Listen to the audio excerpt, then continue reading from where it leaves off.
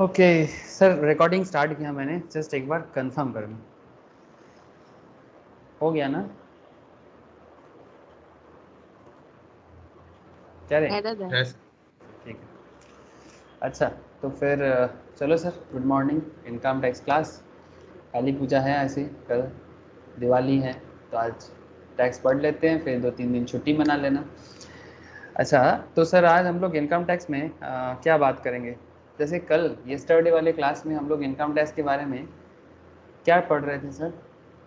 Sir हम लोगों ने मोस्ट प्रोबेबली येस्टरडे आरपीएफ पढ़ा ना, रिकॉग्नाइज प्रोविडेंट फंड। हाँ सर, क्या रे, आना कुछ तो बोलो। वो पीएफ होएगा। यस सर, पूरा provident fund, recognise provident fund, URPF, उसका पूरा डिटेल्स डिस्कशन हम लोग कल किए थे। ठीक है, जो रिटायरमेंट बेनिफिट का ही एक एक्सटेंडेड पार्ट है, जैसे पेंशन, ग्रेचुइटी। ठीक है, उसी तरह का पेंशन, ग्रेचुइटी, लीव एनकैशमेंट, वैसा ही आ जाता है आपका प्रोविडेंट फंड। लेकिन सर आज मैं आपसे बात करने जा रहा हूँ पार्क्विजिट्स के बारे में। ठीक है, जैसे अलाउंस के बारे में बहुत बात हुआ, रिटायरमेंट बेनिफिट के बारे में बहुत सारा बातें हुए, लेकिन today we will discuss about perquisites. ठीक है, और उसमें स्पेशल फोकस रहेगा मोटर कार पे। किस पे? मोटर कार पे। ठीक है, ऐसे फोकस सभी चीज़ों में होना चाहिए, बट मोटर कार पे थोड़ा डिटेल्स बताएंगे और मोटर कार का कुछ क्वेश्चंस भी करेंगे। और इसके बाद आप लोगों को होमवर्क के तौर पे मैं मिला जुला के सारे ऑल टाइप्स ऑफ क्वेश्चन मैं आप लोगों के लिए रेडी करके रखा।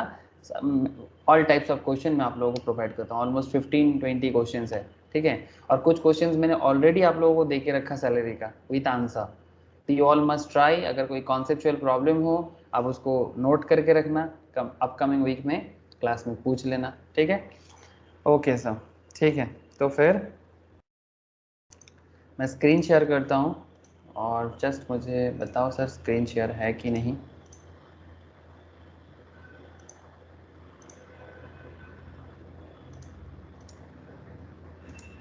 स्क्रीन शेयर है क्या? Yes sir.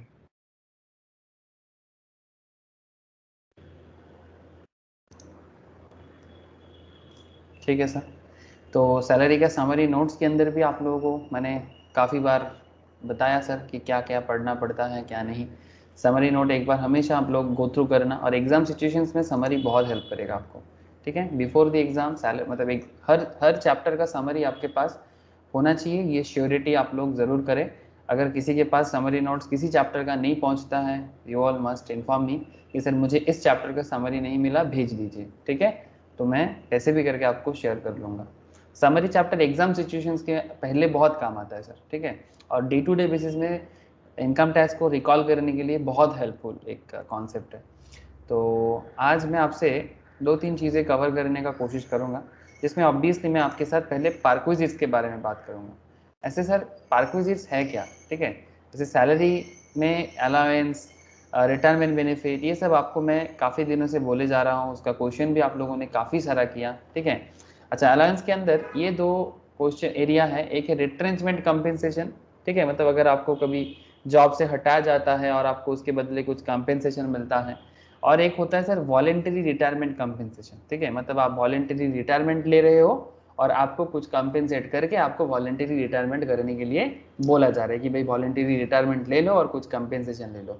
तो इसका क्या कैलकुलेशन होता है, इसका भी कुछ क्वेश्चंस मैं आप लोगों से शेयर करने का इच्छा रखता हूँ, तो ये भी मैं आपको बताऊंगा। ठीक है, एक रिट्रेंचमेंट कंपेंसेशन और एक है वॉलेंटरी रिटायरमेंट कंपेंसेशन। ठीक है, ये दोनों का ट्रीटमेंट बहुत इंपॉर्टेंट, कभी कभी इसको डायरेक्ट पूछ लेते हैं, तो आपको रेडी रहना चाहिए। ठीक है, वेट कर मैं बताता हूँ। अच्छा, इसके बाद leave travel concession, it's a part of perquisites mainly. ठीक है, ये एक अनदर मतलब काफ़ी अच्छा डिस्कशन रहेगा इसमें। प्रोविडेंट फंड मैं कल करके रखा आपको। ठीक है, अभी मैं आपसे पार्क्विजिट्स क्या है और पार्क्विजिट्स के बारे में, मोटर कार के बारे में थोड़ा चर्चा आपसे मुझे करना है। ये रहा वैल्यूएशन ऑफ पार्क्विजिट्स। ठीक है, इसमें अलग अलग टाइप ऑफ एम्प्लॉइज़ होते हैं, रेंट फ्री एकोमोडेशंस होते हैं, मोटर कार होते हैं, नॉन गवर्नमेंट एम्प्लॉय के केस में क्या होता है। ठीक है, तो चलो पार्क्विजिट्स है क्या पहले ये तो देख ले sir.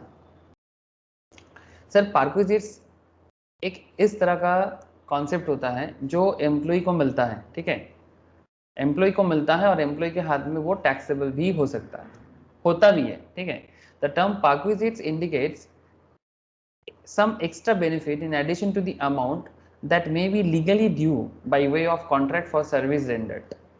In modern times, basically ये जो perquisites provide किया जाता है ना एम्प्लॉय को, वो एक्चुअली प्री डिटरमाइंड होते हैं, कॉन्ट्रैक्चुअल होते हैं, कि कंपनी पहले से ही बता देता है कि आपको एक्स्ट्रा बेनिफिट के तौर पे ये चीजें मिलेगा. In modern times, the salary package of an employee normally includes monetary salary and perquisites. मतलब सैलरी के साथ साथ आपको क्या मिल रहा है perquisites में, जैसे क्या हाउसिंग दिया जा रहा है आपको, क्या कार दिया जा रहा है आपको. It's a very important sir. ठीक है. perquisites may be provided in cash in kind और kind. मतलब आपको perquisites जो होता है सर, जो एक्स्ट्रा बेनिफिट है सैलरीड पर्सन को, वो कैश में भी मिलता है और काइंड में भी मिलता है. reimbursement of expense incurred in the official discharge of duties is not a perquisites. ठीक है.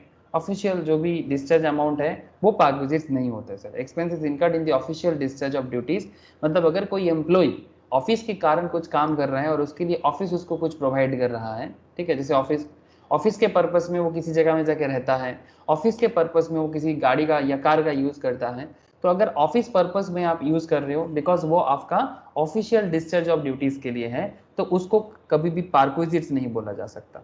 perquisites वो होते हैं सर, आप अपने पर्सनल पर्पस में यूज करोगे, आपका पर्सनल बेनिफिट होगा, ठीक है, और एम्प्लॉयर आपको प्रोवाइड करेगा, और वो भी contractual, then you can say कि ये perquisites है.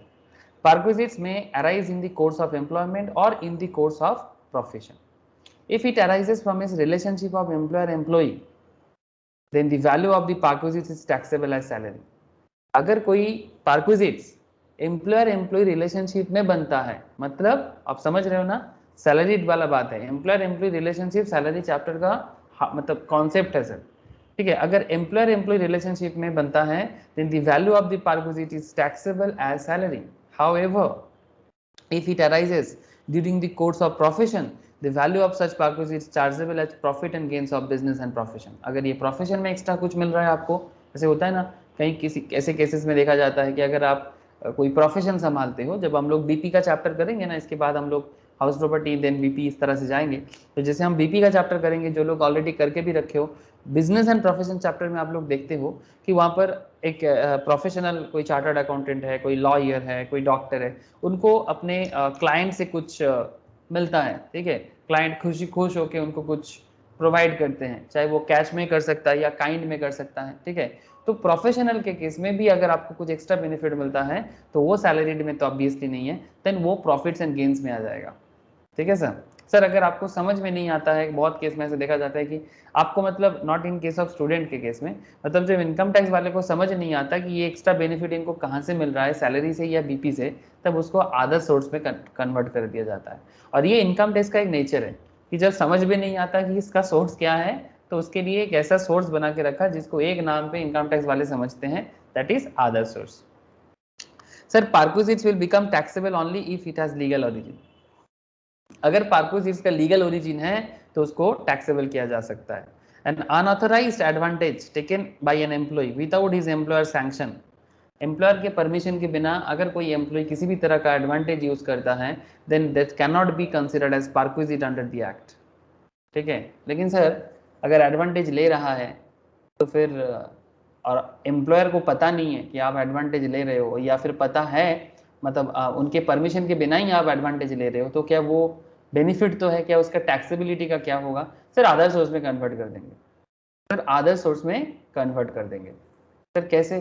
चलो सर एक एग्जांपल के तौर पे आपको एक केस बताता हूँ. सर केस लॉस देखो सर कैसे हो सकता है, दिखाई दे रहा है क्या? अरे एग्जांपल दिख रहा है क्या आप लोगों को?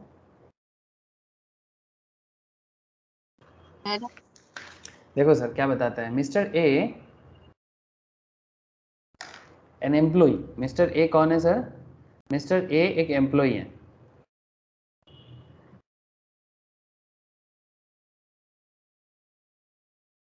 Mister A an employee is given a house by his employer. Employee को किसने घर दिया? एम्प्लॉयर ने घर दिया, है ना. ऐसे देते हैं ना सर घर रेंट फ्री एकोमोडेशन में. तो on 31 March 2022 he is terminated from service. 31 March 2022 को उनका जॉब चला गया sir. But he continues to occupy the house without the permission of the employer. वो घर को ऑक्यूपाई करके रखा है एम्प्लॉयर के परमिशन के बिना for 6 more months, after which he is evicted bye the employer. उसके बाद एम्प्लॉयर आया और उसको घर से भगाया।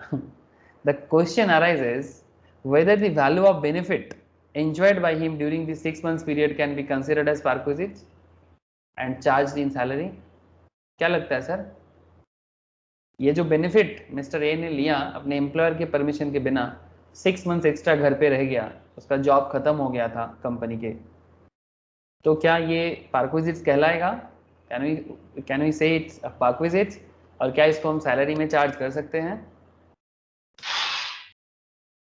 हेलो, बोलो सर, बोलो। नो सर, नो ना? यस सर, हाँ बोलो। परक्विजिट नहीं होगा।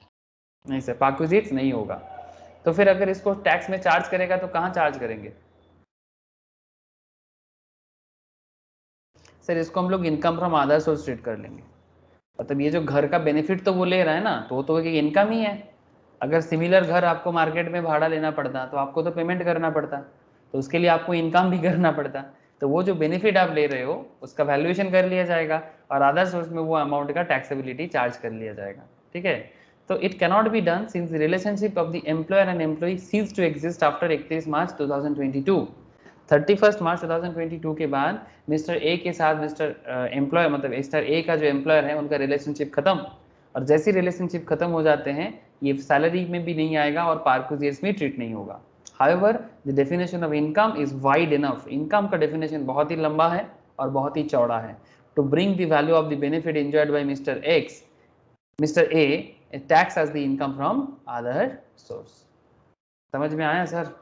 रियल केसेस हैं, ऐसे बहुत होता है। क्या समझ में आ रहा है आप लोगों को?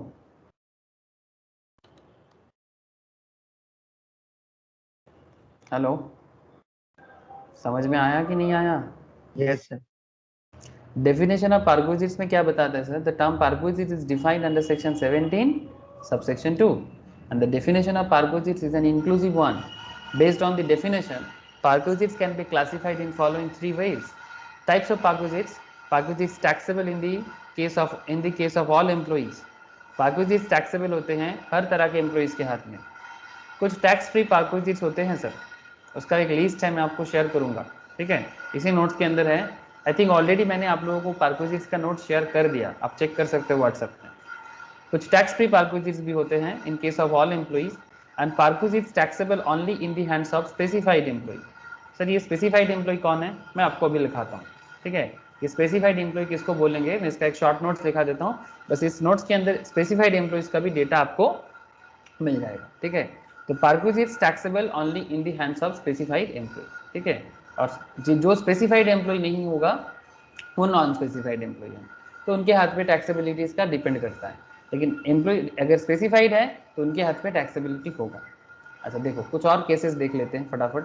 मोटर कार पे बात अभी करेंगे सब। Perquisites taxable in case of all employees. ठीक है, ध्यान से देखना sir. The following perquisites are chargeable to tax in case of all employees. क्या बताते हैं sir? Rent free accommodation, RFA. आप लोग तो जानते ही हो, आरएफए के बारे में मैंने पहले ही चर्चा कर चुका। मोस्ट प्रॉब्ली फर्स्ट या second class of the salary में मैंने आरएफए के ऊपर पूरा डिस्कशन किया, और वो भी अलग अलग पॉपुलेशन वाले शहर के ऊपर आरएफए का हिसाब याद है क्या? Different cities, greater than 25 lakh वाला city, less than 25 lakh, more than 10 lakh वाली सिटी, 10 लाख से नीचे वाला सिटी। हाँ सर, कुछ याद आ रहा है क्या? अगर भूल गए हो तो प्लीज़ मैं रिकमेंड फिर से करता हूँ, आप लोग एक बार फिर से स्टार्टिंग 2-3 जो क्लासेस है वो वाला देखो, अब देखना फिर से आपको आरएफए याद आ जाएगा। तो रेंट फ्री एकोमोडेशन के केस में बता रहे हैं sir, value of rent free accommodation provided to the assessee by his employer, section 17 subsection 2 clause I, refer discussion on valuation of perquisites. इसमें एक्सेप्शन है, rent free official residence provided to a जज of high court. याद रखिएगा sir, rent free official residence provided to a जज of a high court और to a जज of the supreme court is not taxable. Okay, याद रखिएगा sir, exceptional point है कि अगर किसी हाई कोर्ट का जज है उनको जो रेंट फ्री एकोमोडेशन दिया जाता है, या कोई सुप्रीम कोर्ट की जज हैं उनको अगर रेंट फ्री एकोमोडेशन दिया जाता है तो फिर वो टैक्सेबल नहीं होता है। ठीक है सर, बिकॉज ये हाई कोर्ट का जज, सुप्रीम कोर्ट का जज, इनको एक स्पेशल ऑनर मिलता है सर, तो इसीलिए इनको इस तरह का बेनिफिट दिया जाता है। कंसेशन इन रेंट, ये भी एक तरह का परक्विजिट्स है। Value of concession in rent in respect of accommodation provided to the assessee by his employer, section 17 subsection 2 clause 2, ठीक है, मतलब क्लॉज डबल आई 2 जो भी बोलो रोमन में। Payment by the employer in respect of an obligation of employee, employee का कोई obligation है लेकिन जिसका पेमेंट एम्प्लॉयर कर रहा है, पेमेंट एक्चुअली एम्प्लॉय को करना था बट उसके बदले एम्प्लॉयर ने कर दिया। Amount paid by an employer in respect of any obligation which otherwise would have been payable by the employee, ठीक है, सेक्शन 17 सबसेक्शन 2 क्लॉज 4 में बोला गया सर। यहाँ पर एक है sir, if a domestic servant is engaged by an employee and the employer reimburses the salary paid to the servant. ध्यान से सुनना, आप मानो कि आप किसी कंपनी में जॉब करते हो और आप अपने घर में किसी डोमेस्टिक सर्वेंट को रखा, ठीक है, जो आपके घर में झाड़ू पोछा लगाते हैं। हाँ सर, सर्वेंट करते हैं ना ये सब काम है, झाड़ू पोछा लगाना, आपके घर को साफ सुथरा रखना, खाना बनाना, डिफरेंट काइंड ऑफ काम कर सकते हैं। If a domestic servant is engaged by an employee and the employer reimburses the salary paid to the servant, और सैलरी को, जो सैलरी आप पे करते हो सर्वेंट को, वो सैलरी आपका एम्प्लॉयर आप मतलब आपको रिम्बर्स कर देता है, मतलब आपको बाद में दे देता है, तो it becomes an obligation with the employee would be discharged even if the employer did not reimburse the same. These perquisites will be covered by section 17 subsection 2 clause 4 and will be taxable in the hands of all employees. हो सकता है कि आपके employer आपको दे रहा है बाद में, आप पहले दे रहे हो, बट फिर भी ये टैक्सेबल है सर ऑब्वियसली, बिकॉज आप, क्योंकि मतलब आपको रिम्बर्स कर रहे हैं ना सर डोमेस्टिक सर्वेंट को, अगर वो रिम्बर्स ना भी करता, ठीक है, employee would have discharge even if the employer did not reimburse the same, the perquisites को कवर किया जाता एंड इट टैक्सेबल होता एम्प्लॉय के हाथ में, सिंपल सी बात है। और भी है, amount payable by an employer directly और indirectly to the effect of assurance on the life of the assessee. Sir ये क्या है sir? Amount payable by an employer directly और indirectly to the effect of an assurance of the life of the assessee और to effect a contract for an annuity other than payment made to RPF और approved superannuation fund, मतलब ये recognised provident fund को भी super एन्युएशन fund भी बोलते हैं, या फिर डिपॉजिट लिंक्ड इंश्योरेंस फंड, ये टीवी में ऐड आता है सर, देखना, deposit linked insurance fund establish under coal mines provident fund, miscellaneous provident fund 1948 और employees provident fund and miscellaneous provisions act 1952। इस तरह का डिफरेंट फंड में एम्प्लॉयर पैसा डालते हैं। However there are schemes like group annuity scheme, employees state insurance schemes, ESI है sir, ESI जानते हो, एम्प्लॉय स्टेट इंश्योरेंस होते हैं सर, एम्प्लॉय को एक मतलब ईएसआई सिस्टम में, ये एक्चुअली इंडस्ट्रियल लॉ का भी पार्ट है, ठीक है, इसमें अगर जो इंडस्ट्री होते हैं वहाँ पर जो एम्प्लॉयज काम करते हैं उनके का मतलब वो बेसिकली इंडस्ट्री होता है, तो उनके लिए इंश्योरेंस बना के रखता है कंपनी, तो अगर उसको कुछ भी प्रॉब्लम हो जाता है, उनके फैमिलीज को कुछ प्रॉब्लम हो जाता है, तो एम्प्लॉय स्टेट इंश्योरेंस का कार्ड लेके, ठीक है, वो किसी भी ईएसआई हॉस्पिटल में जाके दिखा सकते हैं काइंड ऑफ, जैसे अपने मानिक तला में है सर, काकोड़गंजी रोड में ईएसआई हॉस्पिटल, देखा है ना आप लोग? क्या रे, जो लोग कोलकाता से हो आई थिंक उन लोगों ने जरूर देखा होगा ईएसआई हॉस्पिटल, मानिक तला वीआईपी रोड में आता है, काकोड़गंजी वीआईपी रोड में, एक्चुअली मानिक तला एरिया के अंदर आता है। तो there are schemes like group annuity scheme, employee state insurance scheme and fidelity insurance scheme under which insurance premium is paid by the employer on behalf of the employees. Such payments are not regarded as perquisites in view of the fact that employees have only an expectancy of the benefit in such a scheme. ठीक है, तो कुछ चीजें perquisites की नज़र में दिखा नहीं जाता है, तो कुछ एक्सेप्शंस भी आपको यहाँ पर देखने को मिल जाएगा। सिमिलरली यहाँ पर स्पेसिफाइड सिक्योरिटी और स्वेट इक्विटी शेयर्स अलॉटेड और ट्रांसफर्ड बाय द एम्प्लॉयर, ठीक है, ये क्या होता है स्वेट इक्विटी शेयर्स? अगर बहुत दिनों से किसी कंपनी में कोई काम करे जा रहे हैं, तो अगर कंपनी बड़ा होता है तो उसके पीछे सबसे बड़ा हाथ किसका होता है? एम्प्लॉय का होता है, और इसके कारण कंपनी क्या करते हैं, एम्प्लॉय को इक्विटी शेयर प्रोवाइड करते हैं, अपने ही कंपनी का शेयर, जिसको क्या बोलते हैं सर? स्वेट इक्विटी, मतलब पसीना का इक्विटी। आप कंपनी के लिए इतना मेहनत कर रहे हो तो कंपनी उसका शेयर अपने एम्प्लॉयज को प्रोवाइड कर रहा है, थोड़ा सस्ता दाम पे भी देता है। तो specified security, sweat equity allotted और transferred by the employer. The value of any specified security or sweat equity share allotted or transferred directly or indirectly by the employer or former employer free of cost or at a concessional rate to the SSE, ठीक है। Refer discussion on valuation of perquisites, ये भी perquisites कहलाता है, मैं आपको बाद में वैल्यूएशन ऑफ परक्विजिट्स में इसको दिखाता हूँ, सेक्शन 17 सबसेक्शन 2 क्लॉज 6 में बोला है। सर एक्चुअली आप क्या पढ़ रहे हो अभी? सर आपको मैं लिस्ट सब दिखा रहा हूँ कि कितना तरह का परक्विजिट्स दिया जाता है, तो ये पूरा लिस्ट है, आप एक बार घर में जरूर इसको गो थ्रू कीजिएगा, ठीक है, फिर नेक्स्ट क्लास में मैं इसको फिर से डिस्कस करूंगा कि कैसे कैसे पार्क्विजिट्स का क्या क्या पार्क्विजिट्स हो सकता है। Here is a list, tax free perquisites in all cases, एक लिस्ट है सर, देखो कुछ भी कर लो ये टैक्स फ्री होता है। The following perquisites are exempt from tax in the hands of all employees, जैसे कि telephone, telephone provided by an employer to an employee at his residence. Company अपने एम्प्लॉय के घर में फ़ोन लगाया, तो वो फ़ोन का जो भी है, वो फ़ोन का जो भी है खर्चा वगैरह वो टैक्स फ्री पार्क्विजिट्स है, उसका टैक्स नहीं लगता जो भी वो यूज़ करता है। Transport facility, transport facility provided by an employer engaged in the business of carrying of passengers, ध्यान से देखना, transport facility provided by an employer engaged in the business of carrying of passenger और goods to his employees either free of charge और at a concessional rate, this is also tax free. Privilege passes and privilege tickets. Privilege passes, privilege ticket orders granted by Indian Railways to the employees. Indian Railway जो privilege pass provide करते हैं अपने employee को या फिर privilege ticket provide करते हैं employee को, that is a type of perquisites, but ये tax free है।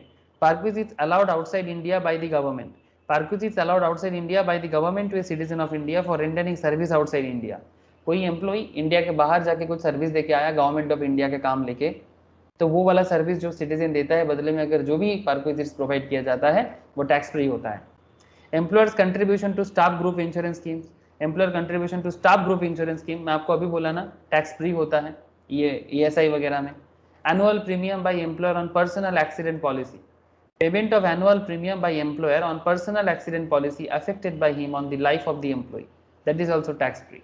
रिफ्रेशमेंट का जो भी होता है, refreshment provided to all employees during working hours in office premises, office premises में वर्किंग आवर में जो भी रिफ्रेशमेंट के लिए खर्चा किया जाता है एम्प्लॉयर के तरफ से, किसके लिए, एम्प्लॉय के लिए, that is also tax free. Subsidise lunch, subsidise lunch provided to an employee during working hours at office, working hour में, हाँ सर, वर्किंग आवर के बाद नहीं, ऑफिस में या बिजनेस प्रीमाइसेस में।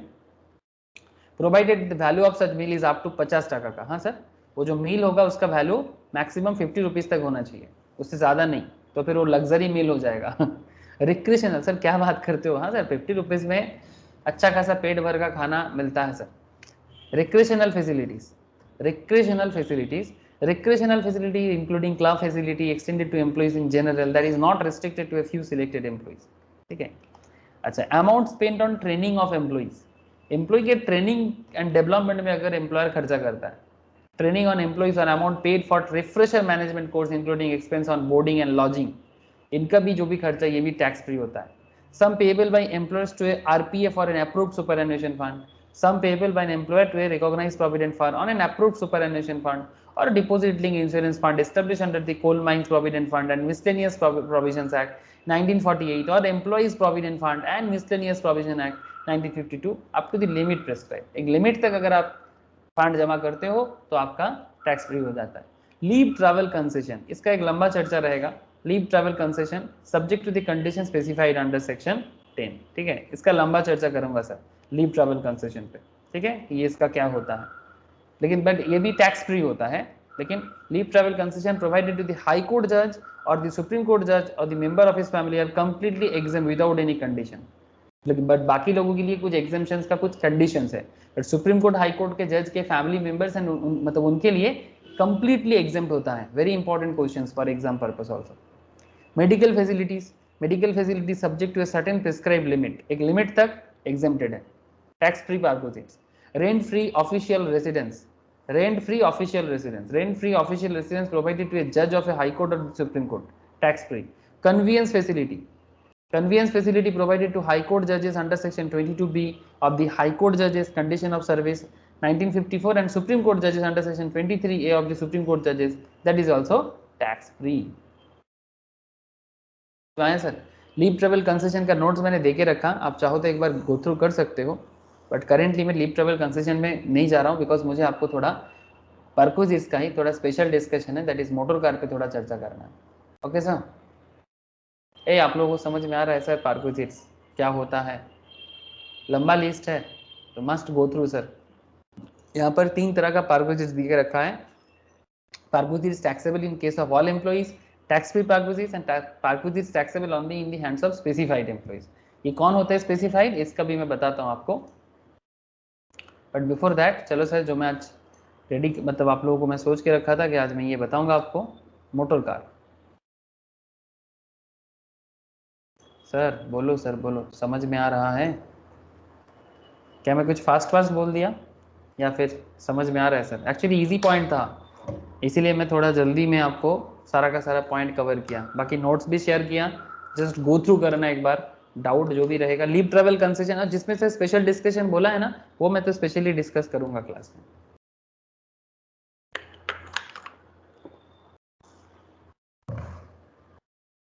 এই বোঝা যাচ্ছে কি যাচ্ছে না? हाँ सर যাচ্ছে। हाँ सर। যাচ্ছে। पार्क्विजिट, पार्क्विजिट्स में special discussion on motor car. ये मोटर कार क्या होता है सर? सर मोटर कार कुछ नहीं, कंपनी की तरफ से मिलता है एम्प्लॉय को, है ना, जिसको लेके वो कार लेके घूमता रहता है, कभी अपने काम पे, कभी कंपनी के काम पे। कभी खर्चा वो खुद करता है, कभी खर्चा कंपनी प्रोवाइड करता है। यही खेल है सर, कभी खर्चा कंपनी देता है, कभी खर्चा वो खुद करता है। तो कब किस केस में पार्क्विजिट ट्रीटमेंट किया जाएगा और कब किस केस में पार्क्विजिट ट्रीटमेंट नहीं किया जाएगा, वही चीज़ आपको मैं समझाने वाला हूँ अभी। सर हो सके तो कॉपी को ना थोड़ा सा वो क्या बोलते हैं उसको, हॉरिजॉन्टल कर लो, ठीक है, इफ पॉसिबल। हॉरिजॉन्टल में ज़्यादा सुविधा हो सकता है, बिकॉज ये प्रोफार्मा जो है ना थोड़ा उसी तरह से मैं कराऊंगा फ्लो चार्ट। तो सर हमारा एक एम्प्लॉयर है, दो तरफ, दो कॉलम में दो कॉलम बनाना, एक एम्प्लॉयर की तरफ से और एक एम्प्लॉय की तरफ से, ठीक है। सर एम्प्लॉयर की तरफ से आपको जो मैं बताने जा रहा हूँ लिखना सर। अच्छा यहाँ पर एक पॉइंट लिखाना भूल गया, पार्क्विजिट तो मोटर कार है, but car is owned by, मतलब यहाँ पर दो सवाल है sir. Car is owned by मतलब गाड़ी का ओनर कौन है, बात समझ रहे हो सर? क्वेश्चन इज दैट गाड़ी का मालिक कौन है? कार इज ओन्ड बाई, क्या गाड़ी का मालिक एम्प्लॉयर है या फिर गाड़ी का मालिक एम्प्लॉय है? There is a two big question in front of you. अगर गाड़ी का मालिक एम्प्लॉयर है तो क्या होगा, और गाड़ी का मालिक अगर एम्प्लॉय खुद है तो क्या होगा? उसमें अगर मैं मान के चलता हूं कि गाड़ी का मालिक एम्प्लॉयर है, ठीक है, एम्प्लॉयर है मतलब जो ओनर है कंपनी का वो है, तो अगर गाड़ी का मालिक एम्प्लॉयर है, सेकंड सवाल आपके मन में आना चाहिए, देन रनिंग एंड मेंटेनेंस कौन दे रहा है? रनिंग एंड मेंटेनेंस कौन भर रहा है? Running and maintenance expense incurred by, okay, running and maintenance expense incurred by. फिर इसमें आपके सामने अनदर सवाल, रनिंग एंड मेंटेनेंस एक्सपेंस कौन भर रहा है? ठीक है, गाड़ी किसका? एम्प्लॉयर का। गाड़ी किसका? एम्प्लॉयर का। बात समझ रहे हो सर? गाड़ी किसका है? एम्प्लॉयर का है।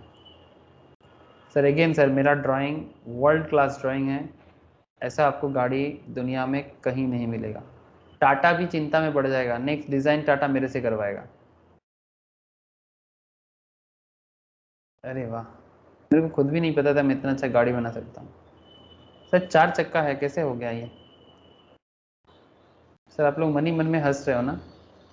हंसो सर हंसो, ऐसे करते करते एक दिन बहुत अच्छा मैं ड्राइंग सीख जाऊंगा। अरे वाह सर ভালো হয়েছে? अरे हाँ सर। अरे वाह, अरे वाह। ये पीछे होता है ना वो टायर लगा के रखता है, वो वाला सोच रहा करने का, बट हो नहीं रहा है सर ठीक से। সেই ছোটবেলায় একটা বাংলাতে আমাদের পড়ানো হতো যখন অ আ ক খ, जब बचपन में অ আ ক খ सीखते थे ना, तो ऐसे होता था एक एते एक्का गाड़ी वही छूटेছে, तो मेरे को ना वो याद आ गया, एक्का गाड़ी वही छूटेছে। जो लोग बंगाली में पढ़े होंगे शायद पता होगा। तो जो भी हो, आपका जो ये मोटर कार है, running and maintenance expenditure incurred by कौन सर? एम्प्लॉयर कर रहा है कि एम्प्लॉय कर रहा है? ये सवाल बड़ा इंपॉर्टेंट है आपके लिए। अगर रनिंग मेंटेनेंस एम्प्लॉयर कर रहा है और अगर रनिंग मेंटेनेंस एम्प्लॉय खुद कर रहा है, मतलब जो गाड़ी जिसको मिला है, जो एसएससी है बेसिकली, यहाँ पर एसएससी कौन है? Assessee is employee mainly. अब एम्प्लॉयर जब खर्चा करेगा, अगर गाड़ी भी एम्प्लॉयर का, कार किसका, कार एम्प्लॉयर का, गाड़ी का खर्चा भी एम्प्लॉयर कर रहा है, तो ये क्या बन जाएगा sir, this is a taxable perquisites. Okay, taxable parks भी बोलते हैं, शॉर्ट में हम लोग ऐसे बोलते हैं टैक्सेबल पार्क्स। गाड़ी एम्प्लॉयर का, गाड़ी का खर्चा भी एम्प्लॉयर का, रनिंग मेंटेनेंस तो पार्क्स है ना। लेकिन जब एम्प्लॉय करे तो उसका थोड़ा अलग हिसाब होगा। अच्छा पहले देख लेते हैं, अगर गाड़ी टैक्सेबल पार्क्स है तो टैक्सेबल पार्क्स में भी आपके पास 3 क्वेश्चन है, मतलब अनदर 3 सवाल आपको जवाब देना पड़ेगा। सर इतना सवाल पे सवाल, दिमाग खराब कर रहे हो आप। सर देखो, गाड़ी का पर्पस ऑफ यूज क्या है, क्या ऑफिस पर्पस में यूज कर रहे हो?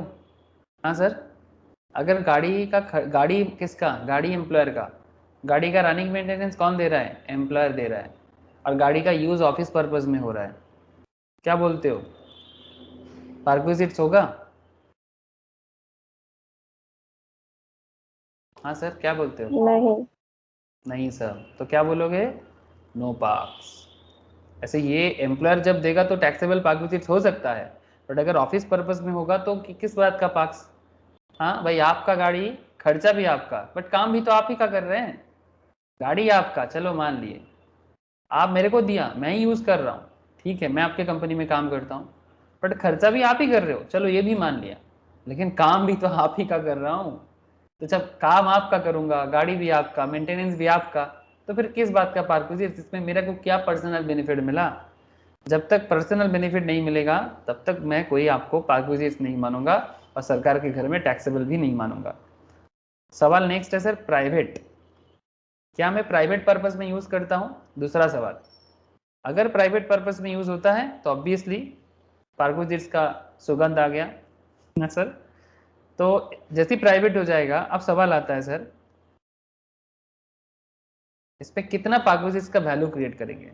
Expenditure on running and maintenance, मतलब जो expenditure on running and maintenance होगा वो आपका पार्क्स है, expenditure on running and maintenance, ठीक है।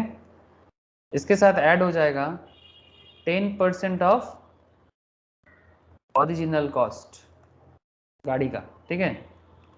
इसके साथ ऐड हो जाएगा, सॉरी लेस हो जाएगा, अगर कुछ अमाउंट, लेस अमाउंट रिकवर्ड, ये माइनस है, हाँ sir, this is minus, this is plus, minus amount recovered from employ, amount recovered from employee. अगर एम्प्लॉय से कुछ भी अमाउंट रिकवर होता है तो वो अमाउंट माइनस कर दिया जाएगा। तो क्या हो जाएगा पार्कोजिट्स का वैल्यू? प्राइवेट पर्पस में यूज कर रहा है कौन, एम्प्लॉय कर रहा है, लेकिन गाड़ी किसका, एम्प्लॉयर का, गाड़ी का रनिंग मेंटेनेंस कौन दे रहा है, एम्प्लॉयर दे रहा है, बट तो प्राइवेट पर्पस में यूज हो रहा है, तो valuation of perquisites, expenditure on running and maintenance plus 10% of original cost minus amount recovered from employee if any. Okay, and there is another point, sir partly use होगा तो, है ना, सारा का सारा सवाल ये आ जा रहा है ना सर, अगर पार्टली होगा तो, पार्टली मतलब पार्टली प्राइवेट पार्टली ऑफिस, ऐसा भी हो सकता है। अगर पार्टली हो जाए तो बात क्या बनेगा, अगर मैटर पार्टली हो जाए तो क्या बात बनेगा सर? तो पार्टली के केस में भी तो पार्क्विजिट्स होगा, बिकॉज आप पर्सनल पर्पस में थोड़ा तो यूज कर ही रहे हो ना। तो पार्टली के केस में अगेन आपके सामने 3 सवाल, क्या आप ऑफिस कर रहे हो, सॉरी नहीं सॉरी एक सेकंड, ऑफिस में, पार्टली के केस में आपका पार्क्विजिट्स क्या होगा वो मैं बता रहा हूँ सर। सब इसमें देखा जाता है कार का इंजन का सीसी, कार का जो इंजन होता है ना वो लीटर के बेसिस में होता है, तो कार का इंजन जो सीसी होता है, हम लोग बोलते हैं ना 150 सीसी, 500 सीसी, हाँ सर, ऐसे बाइक के केस में बोलते हैं, कार के केस में 1600 सीसी या मोर देन दैट, हाँ सर। तो अगर 1.6 लीटर का इंजन है, उससे कम है, मतलब लेस देन 1.6 लीटर, तो आपका पार्क्विजिट्स का वैल्यू हो जाएगा, आपका पार्क्विजिट्स का वैल्यू हो जाएगा 1800 पर मंथ। ओके, अगर कार ग्रेटर देन 1.6 लीटर है तो 2400 पर मंथ, ठीक है, प्लस इन दोनों में से कोई भी एक होगा। हाँ सर, गाड़ी या तो 1.6 लीटर से कम होगा या तो 1.6 लीटर से ज़्यादा होगा। क्या सर? अरे इंजन का सीसी का बात कर रहा हूँ। 1600 सीसी के ज़्यादा गाड़ी है, कम है तो 1800 पर मंथ, और 1600 से ज़्यादा है तो 2400 पर मंथ, और इसके साथ 900 पर मंथ ऐड हो सकता है फॉर ड्राइवर। ठीक है, फॉर ड्राइवर, शॉफर भी बोलते हैं, बहुत जगह में आपको शॉफर भी दिखेगा। हाँ, ड्राइवर को शॉफर के भी नाम से बोला जाता है। Driver if provided by employer, if provided by employer. ठीक है, बोलो सर, अगर यहाँ तक लिख लिए या समझ लिए तो बताना, फिर मैं नेक्स्ट पॉइंट में जाऊंगा। अभी तक हम लोगों ने क्या पॉइंट पढ़ा सर? गाड़ी किसका? एम्प्लॉयर का। रनिंग मेंटेनेंस किसका? एम्प्लॉयर का। बात समझ रहे हो? आप कितना पर्पस में यूज कर रहे हो? 3। Office purpose no perks, private purpose perquisites, partly purpose also is perquisite. But जब प्राइवेट होगा तो हिसाब क्या होगा? Expenditure on running maintenance plus 10% of original cost minus amount recovered from employee. अगर पार्टली पर्पस में यूज हो रहा है तो गाड़ी का सीसी का, इंजन का सीसी देखो, अगर 1600 सीसी से कम है तो 1800 पर मंथ होगा, अगर 1600 सीसी से ज़्यादा है तो 2400 पर मंथ होगा। साथ में अगर ड्राइवर या शॉफर एम्प्लॉयर प्रोवाइड कर रहा है तो 900 टका करके पर मंथ और ऐड हो जाएगा। क्लियर सर यहाँ तक? बोलो सर, बोलो। Yes sir. ठीक है, नेक्स्ट अब बात करेंगे सर, गाड़ी किसका? एम्प्लॉयर का, बट रनिंग मेंटेनेंस किसका? एम्प्लॉय का। इसका हिसाब चाहिए। ठीक है, तो एक काम करता हूँ सर, मैं ना इसके नीचे कर देता हूँ तो सुविधा रहेगा। आप अपने हिसाब से कर सकते हो, जगह के हिसाब से। मैं एम्प्लॉय का वर्जन जो है, मतलब गाड़ी किसका? गाड़ी एम्प्लॉयर का, लेकिन गाड़ी का रनिंग मेंटेनेंस कौन भर रहा है? एम्प्लॉय भर रहा है। ठीक है, ध्यान से देखना। अब एम्प्लॉय का रनिंग मेंटेनेंस है, ठीक है, एम्प्लॉय का रनिंग मेंटेनेंस है, और वो भी 3 पर्पस यहां पर फिर से आ जाता है। गाड़ी क्या क्या पर्पस में आप यूज कर रहे हो? First purpose office purpose. बात को ध्यान से सुनो सर, गाड़ी एम्प्लॉयर का, गाड़ी का रनिंग मेंटेनेंस एम्प्लॉय खुद भर रहा है, और गाड़ी ऑफिस पर्पस में यूज होता है। क्या ये पार्कोजिट्स होगा? ना। समझ में आया सर? पर्सनल बेनिफिट तो है ही नहीं, ऊपर से पर्सनल बेनिफिट तो कुछ है ही नहीं, ऊपर से खुद के पॉकेट से जा रहा है ना।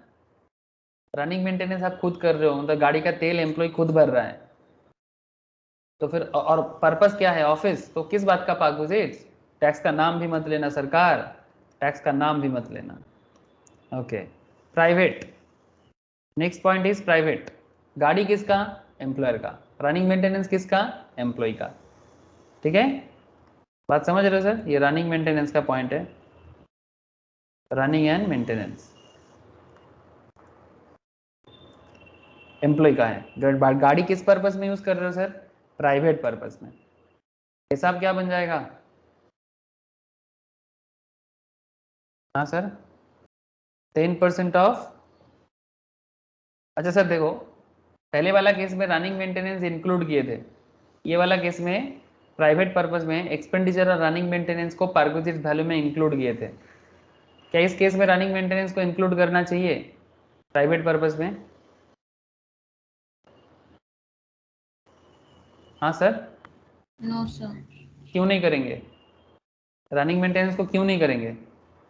जो खुद एम्प्लॉय कर रहा है। बिकॉज वो तो खुद ही कर रहा है ना। जैसे सेल्फ एक्सपेंसेस, उसका उसका सेल्फ एम्प्लॉयड एक्सपेंसेस है, मतलब एम्प्लॉय खुद अपने ही खुद से ही खर्चा कर रहा है ना। तो जो खर्चा हम खुद करेंगे वो मेरे लिए पार्कोजिट किस बात का? उसमें मेरे को बेनिफिट कहाँ है? बेनिफिट जो है वो कार में यूज कर पा रहा हूँ, that is 10% of original cost. अगर सिमिलर कार मुझे खरीदना पड़ता तो मेरे को बहुत खर्चा करना पड़ता। अच्छा बात है भाई, कोई मुझे दे रहा है, भाई जाओ गाड़ी यूज करो, बट खर्चा आपका। तो ये भी शर्त हो सकता है। This kind of condition can also you can found in the real world. तो प्राइवेट पर्पस है 10% ऑफ ओरिजिनल कॉस्ट, यहां से माइनस क्या हो जाएगा सर, अगर कुछ amount recovered from employ, recovered from employee if any, ठीक है। ऑफिस हो गया, प्राइवेट हो गया, अब पार्टली का क्या करें, पार्टली, पार्टली मतलब again same kind of concept, car 1 point मतलब ग्रेटर देन, सॉरी, कार का सीसी, कार का सीसी, इंजन का CC less than equals to 1.6 litre, less than equals to 1.6 litre, अगर 1600 सीसी से कम है तो 600 पर मंथ होगा, 600 पर मंथ, ओके। लेकिन अगर car greater than equals to 1.6 litre है, लीटर से डिनोट करते इसको, 1.6 लीटर से ज्यादा है देन 900 पर मंथ सर, ठीक है, 900 पर मंथ, प्लस अगर शॉफर देता है तो 900 फॉर ड्राइवर, इफ प्रोवाइडेड, हाँ, अगर ड्राइवर कौन दिया, एम्प्लॉयर ने दिया तो, इफ प्रोवाइडेड बाय एम्प्लॉयर, ठीक है। बोलो सर, यहां तक क्लियर, एम्प्लॉय तक क्लियर, गाड़ी एम्प्लॉय का, रनिंग मेंटेनेंस एम्प्लॉय का, यहां तक क्लियर है तो बताना।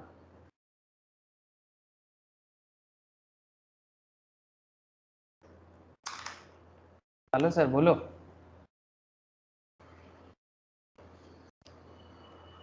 यहाँ तक क्लियर है तो बताओ सर, ओके। अब कहाँ जाएं, अब कहाँ जाए पहुँचते पहुँचते, सर वो लास्ट में क्या 900 फॉर ड्राइवर, उसके बाद क्या लिखा है? 900 for driver E provided by employer, okay. E provided by employer, तभी ना पार्कुचित वैल्यू में आएगा, अदरवाइज क्यों। नेक्स्ट सर, एम्प्लॉय कौन है, सॉरी एम्प्लॉय मतलब कहने का मतलब है कि गाड़ी किसका, गाड़ी का मालिक किसका, car is owned by employee. अब गाड़ी का मालिक भी एम्प्लॉय खुद है, मतलब आपका खुद की गाड़ी, जैसे ऐसे पहले हुआ था ना एक बार, जब स्टार्टिंग में ये जोमेटो फ्लिपकार्ट वगैरह चालू हुआ था, उस टाइम पे मैं काफ़ी लोगों से बात करता था, जो भी डिलीवरी करने आता था ना सर, डिलीवरी मैन या डिलीवरी बॉय से, मैं पूछता था उन लोगों से कि क्या कंडीशन क्या है, सिस्टम क्या है। तो उनका डिलीवरी का सिस्टम ऐसा था, तो बोलता था कि मैं पूछता था कि गाड़ी कंपनी देता है, तो बोलता था नहीं, गाड़ी खुद का होगा, लेकिन तेल का खर्चा कंपनी देता था, अभी भी देता है, फ्लिपकार्ट अभी भी देता है, तेल का खर्चा देता है, पेट्रोल का खर्चा फ्लिपकार्ट देता है, मैंने सुना अभी भी, कुछ दिन पहले ही मैं सर्वे कर रहा था। लेकिन मिंत्रा का बात पूछ रहा था, मतलब बोला मिंत्रा नहीं देता, ठीक है, मिंत्रा तेल का खर्चा नहीं देता, but Myntra is subsidiary of Flipkart, मतलब एक्चुअली मिंत्रा जो है उसका होल्डिंग है फ्लिपकार्ट, ठीक है, तो फ्लिपकार्ट मिंत्रा को होल्डिंग करता है, बट मिंत्रा का सिस्टम अलग, बट फ्लिपकार्ट का सिस्टम अलग। तो ये कंपनी टू कंपनी वैरी कर सकता है कि गाड़ी देगा, खर्चा देगा, ठीक है, इट्स डिपेंड। तो नॉर्मली यहाँ पर क्या केस है, मतलब आप जोमेटो में हो, अब जोमेटो का मुझे अभी पता नहीं सर, आप लोग अगर सर्वे करोगे तो पता चलेगा कि car is owned by employee, ठीक है, गाड़ी आपका होगा, लेकिन आप काम कैसे करोगे वो डिपेंड करता है। तो जब बात एम्प्लॉय का ओन का आ जाए, मतलब गाड़ी किसका हो गया, एम्प्लॉय का हो गया। अब आपके सामने अगेन अनदर सवाल, रनिंग एंड मेंटेनेंस,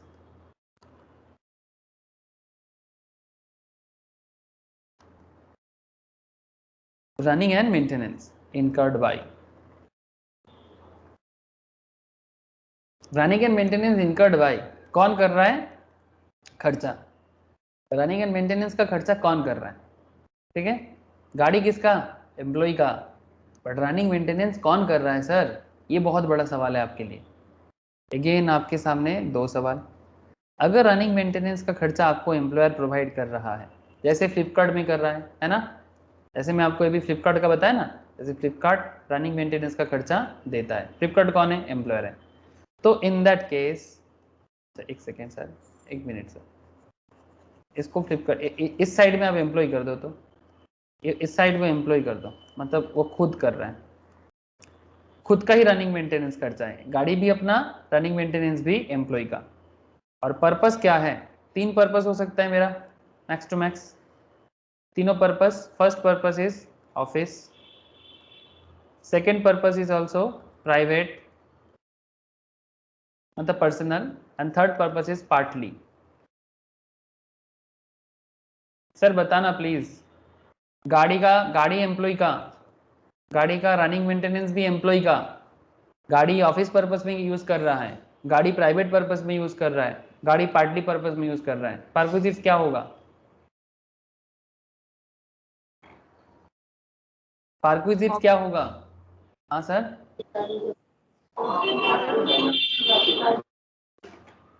सर आवाज क्लियर नहीं आ रहा है, बोलो। नहीं होगा, very good sir, no perquisite sir, क्योंकि गाड़ी भी आपका, खर्चा भी आपका, आप जैसे मर्जी यूज करो भाई। हाँ, इसमें परक्विजिट्स बेनिफिट कहाँ मिल रहा है आपको? ऑफिस करो, प्राइवेट करो, पार्टली करो, नो पार्क्स, याद रखना। हाँ, याद रखना। लेकिन जब रनिंग मेंटेनेंस का खर्चा एम्प्लॉयर के पॉकेट से जाता है तो इनकम टैक्स वाले आपको ज़रूर पूछेगा कि भाई रनिंग मेंटेनेंस तो आपको फ्लिपकार्ट दे रहा है, रनिंग मेंटेनेंस तो आपको जोमेटो दे रहा है। अगर ऐसी बात है तो फिर आपको फिर से 3 सवाल, पर्पस क्या है आपका? पर्पस पूछता रहेगा आपको, पर्पस बताओ। तो गाड़ी का खर्चा एम्प्लॉयर दे रहा है लेकिन गाड़ी आपका है, तो again what is your purpose now? Office purpose है क्या? प्राइवेट पर्पस है क्या? And another third point is, क्या पार्टली यूज कर रहे हो? पार्टली पर्पस है क्या? ठीक है, तो 3 सवाल आपके सामने फिर से हाजिर। सर गाड़ी आपका, खर्चा फ्लिपकार्ट दे रहा है, आप फ्लिपकार्ट के काम पे लगा रहे हो, परक्विजिट्स का वैल्यू क्या होगा?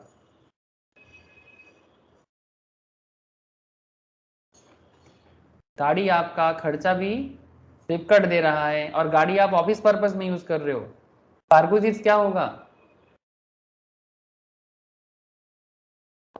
नो पार्क्स होगा, प्राइवेट में परक्विजिट होगा। Very good sir, no perks, thank you. No perks, गाड़ी आपका, खर्चा फ्लिपकार्ट कर रहा है और यूज भी फ्लिपकार्ट के काम पे कर रहे हो, तो नो पार्क्स। बट जब बात प्राइवेट की है तब पार्क्विजिट्स आ जाएगा ना सर। जब बात प्राइवेट की है इसमें क्या हो जाएगा? Expenditure on running and maintenance का जो खर्चा आपको मिल रहा है फ्लिपकार्ट से, और साथ में जो अमाउंट अगर आपको कुछ रिकवर होता है तो अमाउंट रिकवर्ड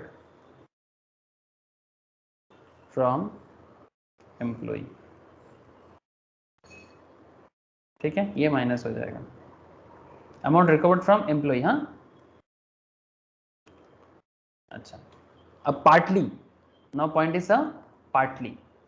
तो जब बात आता है पार्टली का, तो यहाँ पर भी एक्सपेंडिचर का बात, कितना एक्सपेंडिचर आपको मिल रहा है?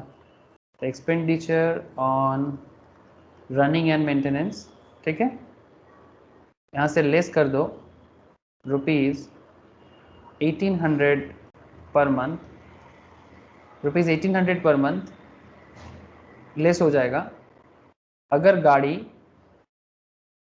Less than equals to 1.6 litre का है, ठीक है, और 2400 पर मंथ लेस कर देना अगर गाड़ी greater than equals to 1.6 litre का है, ठीक है। गाड़ी आपका है, याद रखिएगा, और वहाँ से फिर लेस हो जाएगा अगर कोई 900 पर मंथ का for driver if provided by employer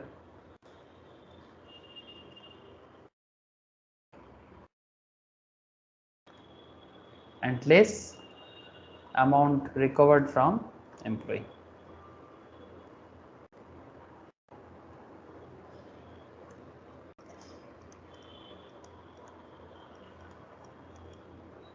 employ sir, हाँ, अमाउंट रिकवर्ड का बात जब भी आएगा एम्प्लॉय का बात आएगा। बोलो सर, समझ में आया कुछ?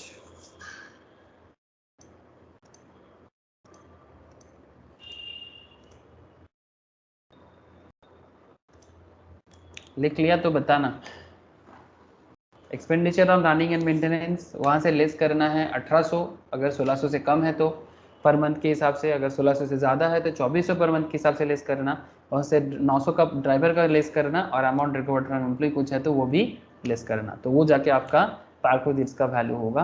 अगर गाड़ी आपका है, मेंटेनेंस भी फ्लिपकार्ट दे रहा है तब, मतलब एम्प्लॉय, फ्लिपकार्ट यहाँ पर एक एग्जाम्पल के तौर पे यूज़ किया गया, फ्लिपकार्ट का क्वेश्चन नहीं है ये, it's just for your remembering purpose.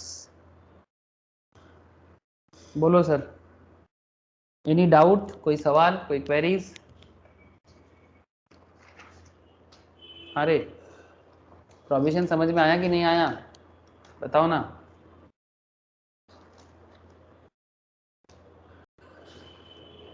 Hello, है दादा। ओके ओके, चलो सर कुछ क्वेश्चन करो तो सर एक बार, मोटर कार का क्वेश्चन है, ठीक है, कुछ क्वेश्चन करो सर। चलो सर, कार जो है एम्प्लॉयर का है, ठीक है, कार एम्प्लॉयर का, कार का कॉस्ट बोला है 4,26,000 का,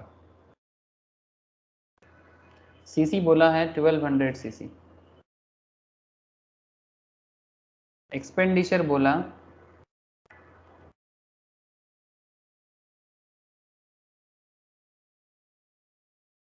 एम्प्लॉयर ने किया,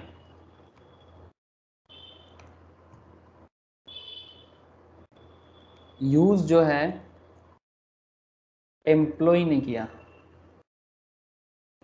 पार्टली यूज किया। सर आपको पूछा है टैक्सेबल परक्विजिट्स बताओ,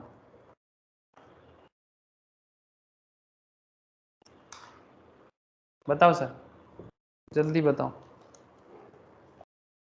फास्ट। टैक्सेबल परक्विजिट्स कितना होगा?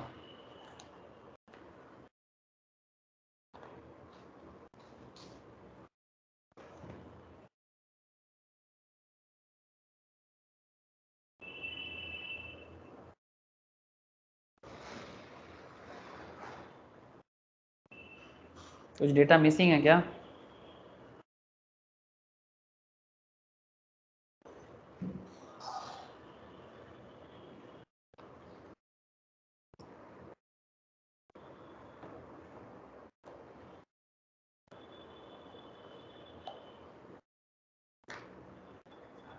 क्या यहाँ से क्वेश्चन का जवाब दिया जा सकता है?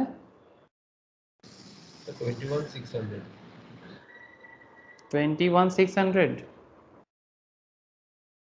क्या सबका ही आंसर आ रहा है क्या?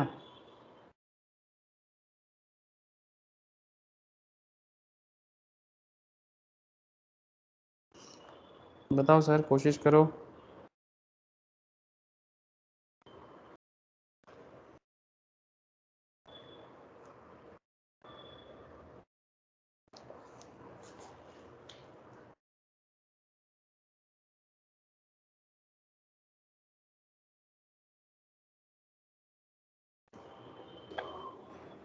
रनिंग एंड मेंटेनेंस का तो दिया नहीं है। हाँ सर, रनिंग मेंटेनेंस का नहीं बोला है तो मतलब very good sir, running maintenance का डेटा मिसिंग है ना आप लोगों के लिए? Yes sir. यस सर, तो क्या होगा? देखो मैं कंप्लीट क्वेश्चन भेजता हूँ। एक्सपेंडिचर एम्प्लॉयर तो बोले ही दिए थे। কত? স্যার পার্টলিতে তো রানিং মেইনটেনেন্স লাগে না, শুধুমাত্র সিসিটা দেখলেই তো হয়ে যাচ্ছে। হ্যাঁ দাদা, सीसी देखने से ही हो जाएगा ना? হ্যাঁ 21,600 হবে। 21,600 होगा। अच्छा एक मिनट रुको, जस्ट अ सेकेंड, मैं अभी शेयर करता हूँ आपको क्वेश्चन।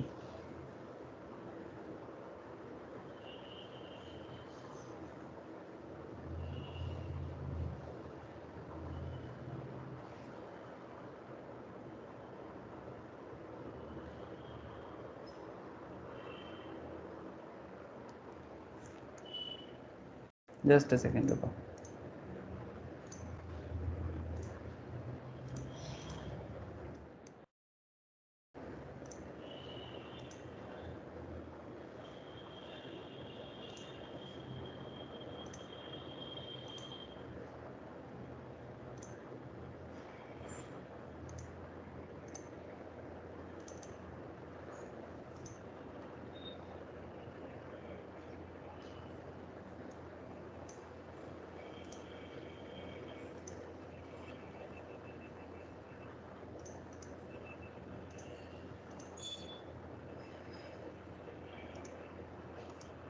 सर ये रहा क्वेश्चन, देखो तो क्वेश्चन एक बार रीड करो मेरे साथ साथ।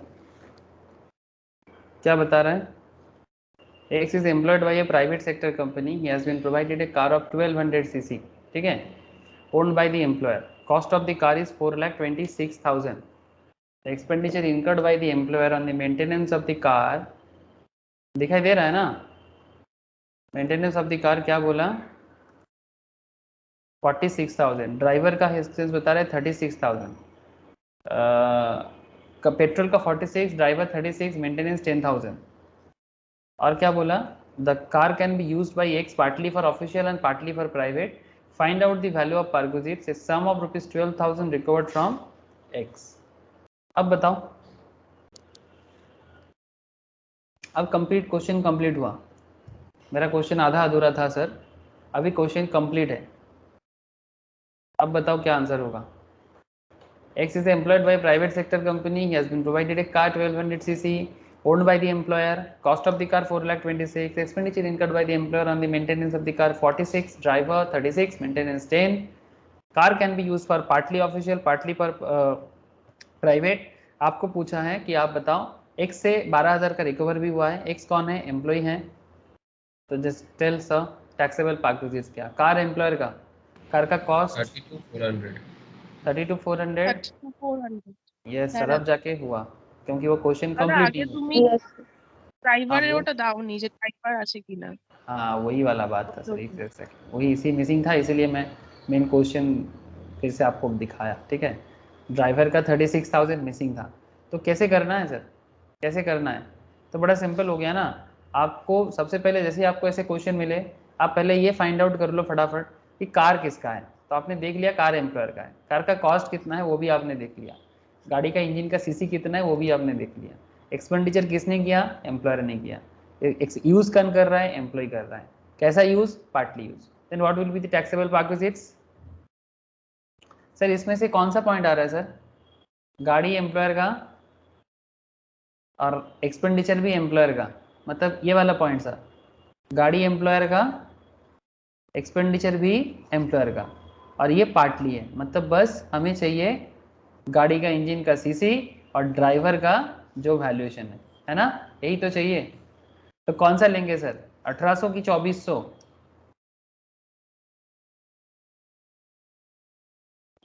1800। 1800, ओके। तो टैक्सेबल परक्विजिट्स फिर क्या हो जाएगा? टैक्सेबल परक्विजिट्स होगा 1800 इंटू करके 12 महीने का, प्लस कर देंगे ड्राइवर दे रहा है ना सर? अरे नहीं सर, ड्राइवर का भी इसमें नहीं दिया है। हाँ सर, 900 इंटू 12। ओए दिया है तो ये देख, ड्राइवर के बारे में बताया तो तभी तो क्वेश्चन का जवाब बदल गया सर। कहाँ चला गया क्वेश्चन? ये रहा, ये देखो बोला है तो। एक्सपेंडिचर इनकर्ड बाई कौन? Employer on the maintenance of the car. Petrol का खर्चा 46,000, ड्राइवर का खर्चा 36,000। तो ड्राइवर तो दे रहा है एम्प्लॉयर, ठीक है, ड्राइवर दे रहा है ना, तभी तो आया। समझ में आया सर? हाँ सर। तो अगर हाँ। ड्राइवर देगा तो आपका रूल क्या कहते हैं सर? अगर ड्राइवर देता है तो आपका रूल कहता है कि 900 करके पर मंथ का आ जाएगा। देखो आपके कॉपी में चेक करो, for driver E provided by employer, तो 900 इंटू 12। अच्छा क्वेश्चन है सर, इस तरह का क्वेश्चन बहुत वाइटल क्वेश्चन हो जाता है। 900 इंटू 12, तो टोटल हो गया 32,400 क्या? दिस इज व्हाट, दिस হ্যাঁ इज দাদা। Taxable, this is taxable park कुछ, और क्या टैक्सेबल पार्क सही है। सैलरी शीट में आ जाएगा। ठीक है, कंप्लीट सम्स में आपको इस तरह का बहुत सारा कैलकुलेशन देखने को मिलेगा। अच्छा, और एक क्वेश्चन करो।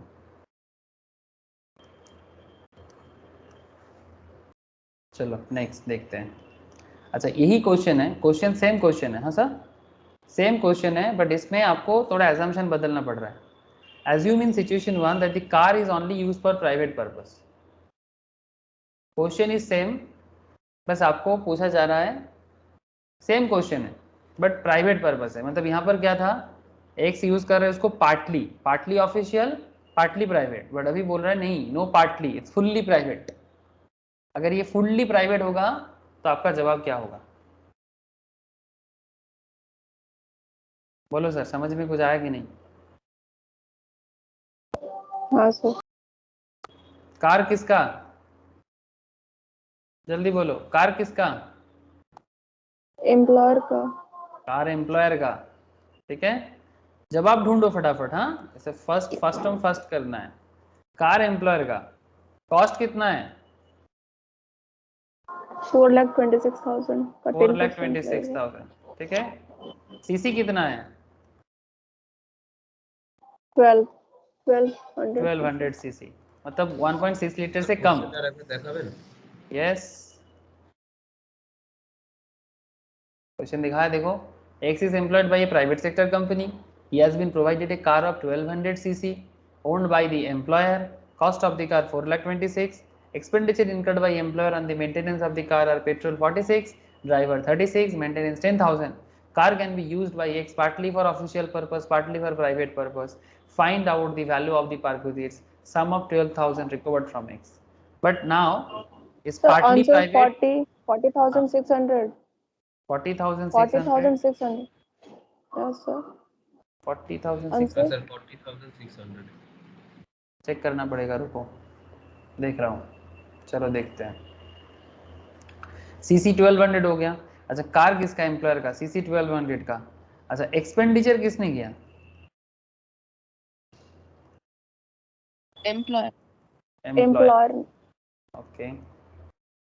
अच्छा, यूज किसने किया? एम्प्लॉय। एम्प्लॉई। बट ये पर्पस क्या है? प्राइवेट है ना। सो टैक्सेबल पार्क्स ढूंढना है sir.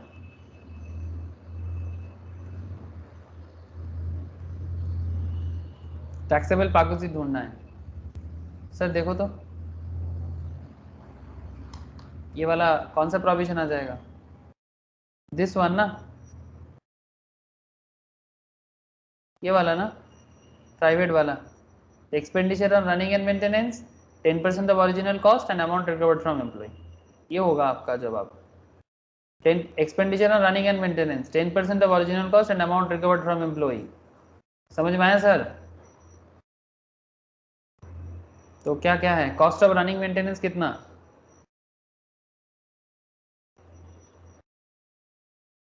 Cost of running and maintenance कितना सर?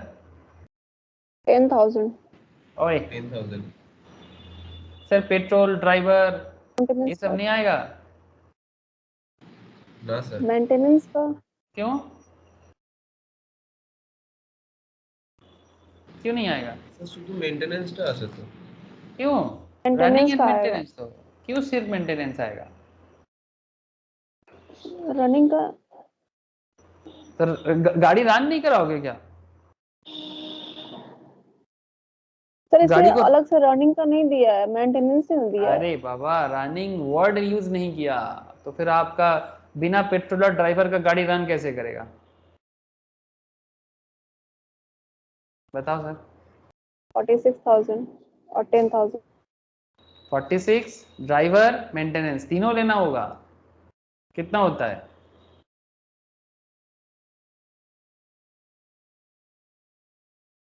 $56 + 36 कितना होगा?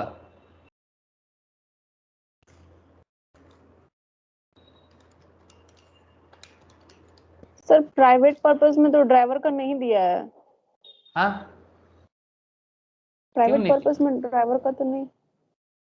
देखो सर, मैं तो दिखा रहा हूँ तब से, ठीक से देखो, ठीक से देखो। आप बात समझ, आप ड्राइवर का एक्सपेंस, अच्छा ड्राइवर का एक्सपेंस डायरेक्ट कभी लिया जाता है क्या? यहाँ पर point is that running and maintenance, point is very simple sir, expenditure on running and maintenance, गाड़ी को रन कराने में और मेंटेनेंस करने में कितना खर्चा आता है, तो ये खर्चा क्या है, क्वेश्चन में तो गिवन है कोई खर्चा, पेट्रोल का खर्चा, ड्राइवर का खर्चा, मेंटेनेंस का खर्चा, तीनों मिलके ही तो रनिंग होता है, मतलब रनिंग एंड मेंटेनेंस होता है। नहीं समझे बात? Okay sir. हाँ, हाँ इट्स नॉट अ ड्राइवर का एक्सपेंस, ये it's about running and maintenance expense. तो रनिंग मेंटेनेंस का मतलब क्या, पेट्रोल, ड्राइवर, मेंटेनेंस, तब जाके होता है रनिंग एंड मेंटेनेंस। तथा বুঝতে পারলি?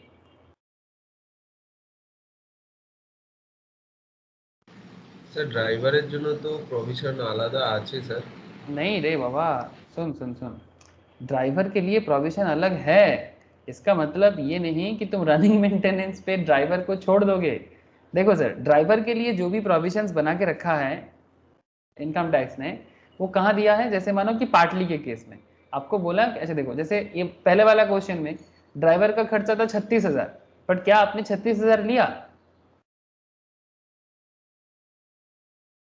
ड्राइवर का, नो सर, क्योंकि 900 पर मंथ दिया क्योंकि हुआ है ना। प्रोविजंस है 900 per month for driver E provided by employer, ठीक है, ये पार्टली के केस में आपको यूज करना है। अगर ड्राइवर प्रोवाइड कर रहा है तो आपको 900 लेना है, चाहे वो 36,000 का मतलब एक्चुअल एक्सपेंस 36,000 का हो या 56 का हो, क्या फर्क पड़ता है आपको। But when there is a question about private purpose में, जैसे बोल रहे कि expenditure on running and maintenance, तो expenditure on running and maintenance का मतलब क्या, पेट्रोल, ड्राइवर, मेंटेनेंस, तब जाके आपका रनिंग मेंटेनेंस होता है।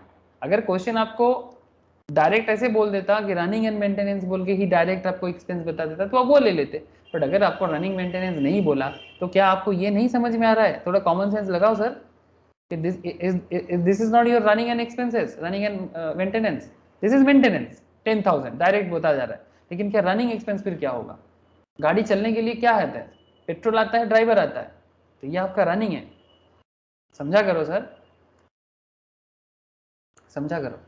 This is 92,000 sir, this is 92,000, सबको समझ आ रहा है ना? इसके साथ ऐड करो 10% of original cost, 10% of original cost मतलब 10% ऑफ 4,26,000, कितना हो जाएगा, 42,600, है ना? इसके साथ लेस हो जाएगा अमाउंट रिकवर्ड, अगर कुछ है क्या amount recovered? Yes sir, 12,000। Yes 12,000 minus हो जाएगा। अब बताओ कितना है? 1,22,600। Yes sir, 1,22,600. This is your taxable parks. ऐसा गलती ना करो sir, this is your taxable park. बोझा कैसे सबको, सबको समझ में आया सर, बोलो क्या रे, नंदिनी, रोशनी, नील, मेरा सर ज्योति, समझ में आ रहा है ना? बोझा যাচ্ছে तो?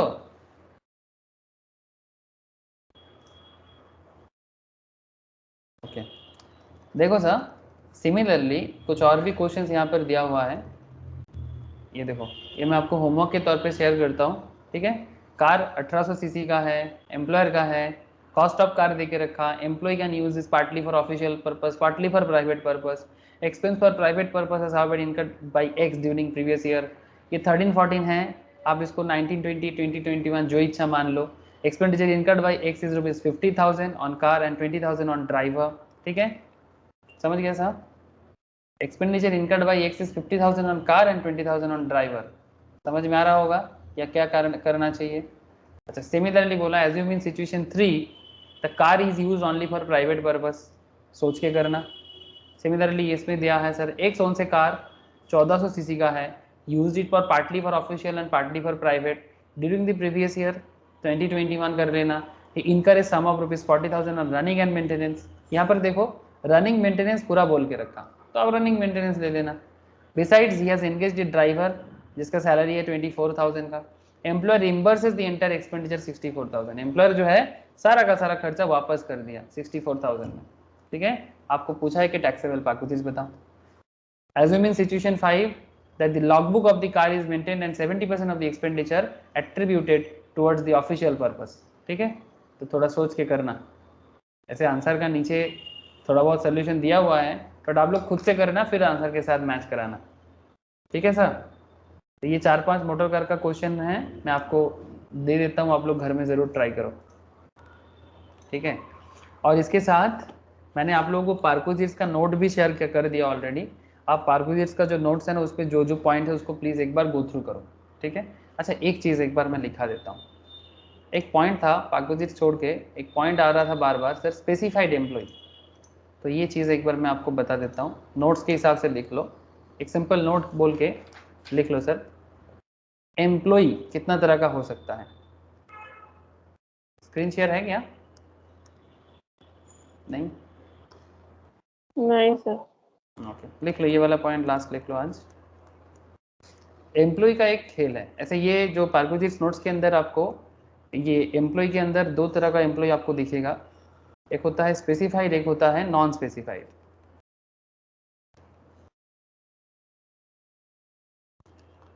जो स्पेसिफाइड एम्प्लॉय होता है उसका क्या है, जैसे कि director of the company, full time, part time,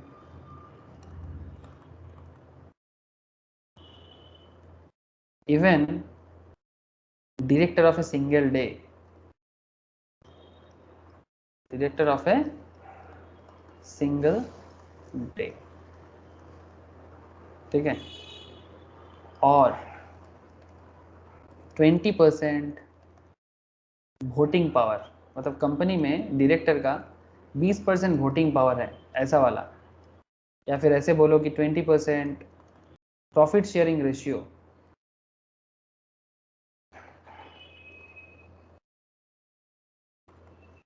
ऐसा वाला।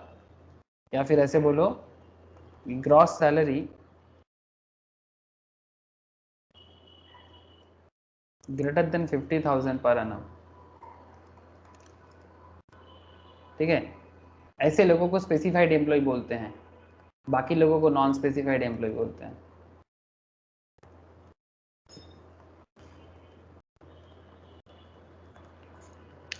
जान के रखो ওটা ये একটু वाला দেখা লাস্টটা।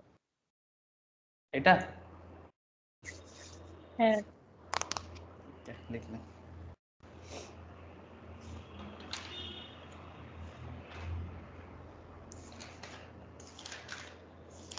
হয়ে গেছে।